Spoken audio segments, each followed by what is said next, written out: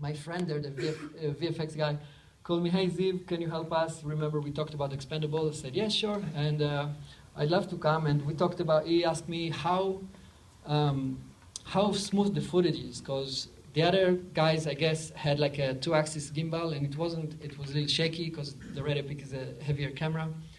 So we said, yeah, we actually started a new company in Novacam, and we're developing brushless gimbals for handheld, but also for the helicopters, because it came out the opposite. It came from the helicopter, but we're developing this, and it's pretty smooth. We're still on beta test and everything, but we can check it out. If not, we have our regular gimbal that is guaranteed that is working. So we went there to location, and especially after that bad experience they had, they were very skeptic about all the drones and everything. So they said, I started with second unit. So they said, we just have like 12 crash cameras everywhere, because there are a lot of explosions and stuff.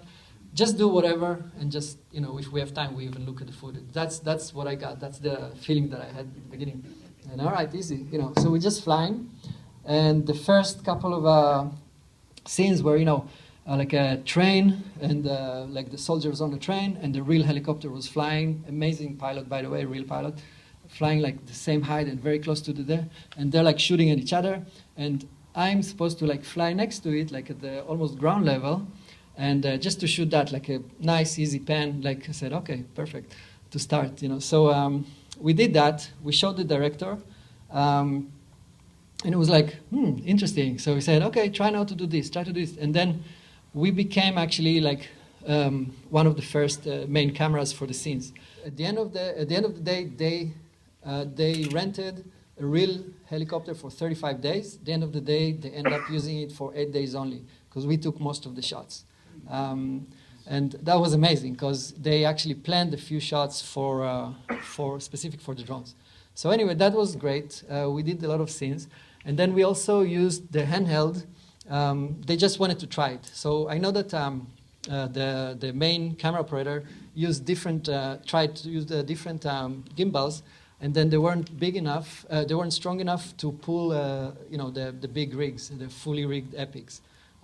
So we said, hey, let's just try that. And I think we have a video of me balancing one of the Red Epics, and if we can see that, that'll be cool. So anyway, we did that. We did a few tests, and we had Dan Briley, running around with a FISO.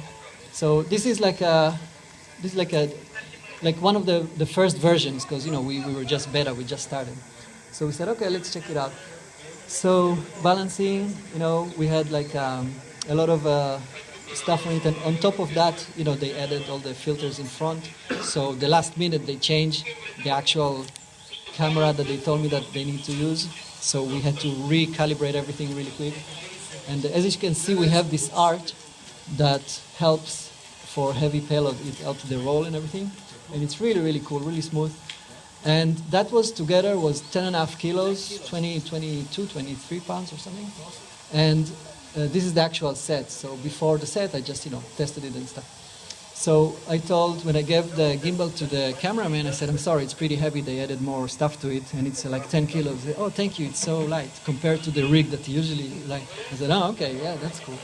So it was very successful. We had like a few really cool scenes, and I think it was like the first time ever that like a brushless gimbal was actually used in like a real film set, like in real action set that they planned scenes specifically for this kind of equipment.